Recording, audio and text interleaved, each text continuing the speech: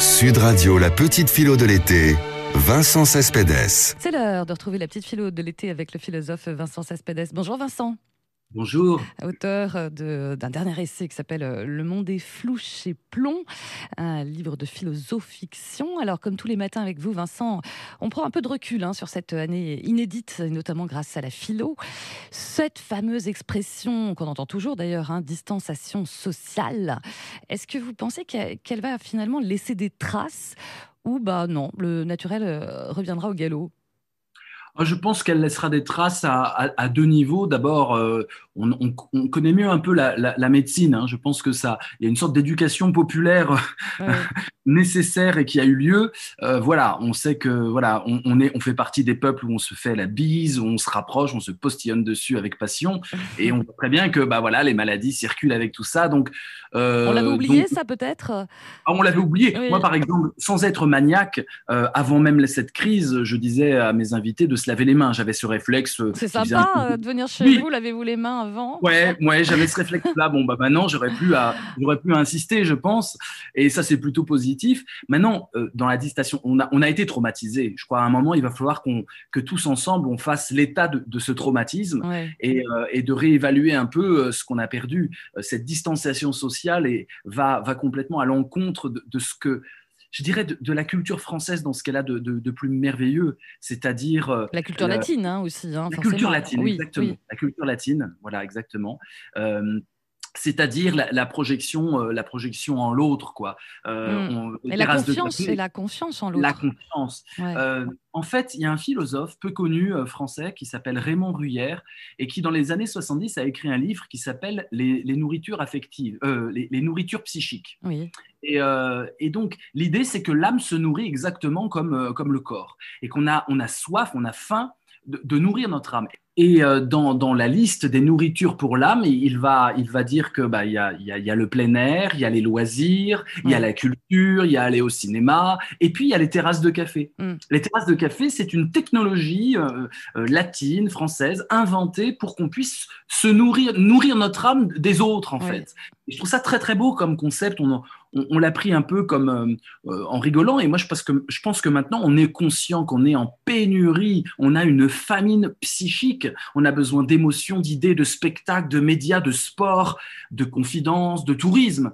Et donc voilà, et je pense que ça, on va vraiment l'avoir. Et donc quelque part, cette distanciation sociale qu'on ne veut plus, cette sorte de démon, de fantôme, de menace qui plane au-dessus de nos têtes, nous rappelle que c'est dans la non-distanciation qu'on peut se nourrir quasiment charnellement dans des discussions passionnées ou dans des effusions de rire et de joie. Oui, parce que comme vous dites, la symbolique aussi des terrasses, Vincent Cespedes, c'est forcément l'amitié, la joie, retrouver les amis, mais aussi la discussion, aussi l'agora publique en petit comité, et refaire le monde aussi.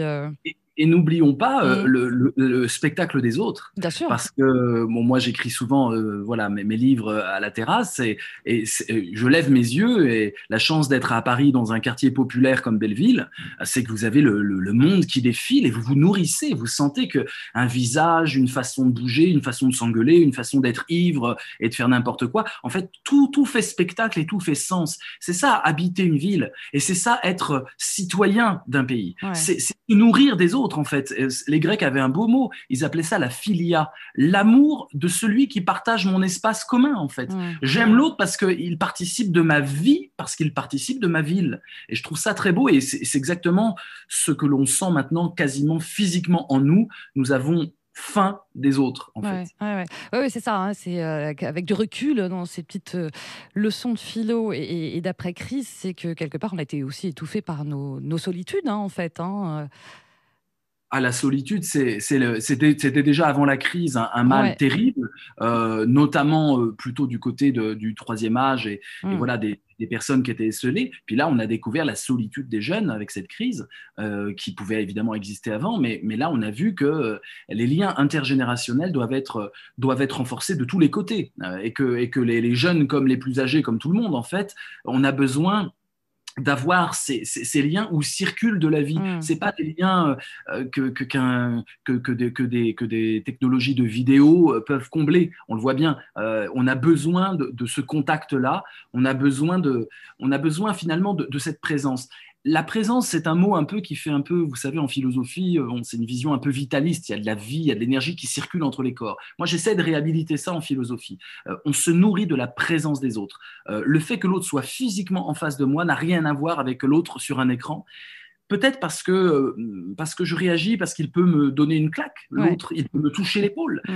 Cette possibilité, sans même qu'il le fasse, cette possibilité d'un contact me met dans un état un peu d'urgence existentielle avec l'autre et en fait me donne une sorte de fureur, de fraîcheur de vivre absolument indispensable pour être heureux. On le voit ça et là à travers pas mal d'images, à la télé, sur les réseaux. La bise, ça revient pour beaucoup, les poignées de main aussi. Pour d'autres, non, on en reste encore au coup de coude ou au coup de pied. Vous êtes comment, vous ? Vous avez changé votre façon de saluer, d'exprimer votre tendresse ou pas ?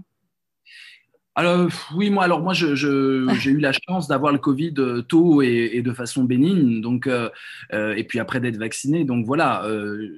Quelque part, donc ça n'a pas changé votre façon non, de... ça n'a pas changé. Mais je pense que ça rendait la bise très subversive et très... Voilà, il y avait une prise de risque qu'on retrouvait. Vous savez, lorsqu'on trinque avec deux grands verres et qu'on doit se regarder dans les yeux, ça vient d'une pratique du Moyen-Âge où on pouvait s'empoisonner. Il y avait des pratiques comme ça au Moyen-Âge où le simple fait de partager un breuvage pouvait être dangereux pour l'autre. Bon, là, on a retrouvé le danger à travers cette bise. C'est-à-dire qu'à un moment, on s'expose à l'autre. De toute façon, on s'expose à l'autre et c'est pour ça que je pense que c'est une grande leçon de générosité pour nous sortir de nos égoïsmes. On ne peut pas être égoïste dans une crise sanitaire. Mes comportements influent sur l'autre. Il y a deux leçons possibles. Soit c'est une leçon où finalement on est coupable et on s'enferme dans une culpabilité parce qu'on est responsable de la mort de l'autre, etc. Ça, c'est la vision un peu mortifère. Il y a une vision aussi très, très solaire de tout ça. On rayonne, on déteint sur l'autre, il déteint sur moi. Je pense qu'il faut accepter ce côté solaire et la bise en fait partie. Puis ce que j'ai aimé aussi, c'est toutes les inventions de bras, de coudes, de poings. C'était assez comique. Le corps est quand même là, malgré tout, quoi. C'est ça. Oui, mais c'est un corps institué. C'est-à-dire, c'est les règles du jeu qu'on se donne. Et je trouve que c'est très intéressant de les remettre en cause, même pour les garder. Mais c'est très important de remettre en cause des petites pratiques sociales du quotidien. Tout ça, c'est des décisions. Et donc, c'est bien d'y réfléchir et de voir si on peut inventer autre chose. Là, j'y vois vraiment une créativité proprement philosophique du peuple qui est capable de réinventer ces petites institutions quotidiennes. C'est très important de rester fluide sur nos institutions. Ouais, donc, quelque part, finalement, le sans contact, ça ne sera pas l'avenir comme la carte bleue sans contact. Nous ne sommes pas des cartes bleues. Pas des cartes bleues et surtout le sans contact qui tue l'enfant lorsqu'il n'a pas de caresse. Bien sûr. L'hospitalisme. Eh bien, nous sommes des grands enfants, des grands bébés. Nous avons besoin. On a surévalué. Moi, je fais partie de la génération des années 70, 80. On a surévalué la sexualité. En fait, ce qu'on veut, c'est des câlins et des caresses. La sexualité, c'est sympa, mais à un moment, les gens dans la solitude, ils souffrent pas d'un manque de sexualité. Ils souffrent d'un manque de câlins, de hugs, de caresses. Et la tendresse, elle passe d'abord par là. Et c'est cette tendresse-là qu'il faut qu'on réinvente en termes institutionnels. Voilà. Et je pense qu'on va aller vers un hug américain un peu plus fort, je pense, avec cette crise, en fait. On va américaniser nos pratiques d'accolade. Américaniser nos pratiques, oulala. Bon, je vous envoie une bise subversive en attendant, Vincent Cespedes. Merci beaucoup pour ces lumières d'après-crise. Et puis, bien sûr, la petite philo l'été, ça à écouter en podcast sur sudradio.fr. Merci Vincent, à dimanche prochain.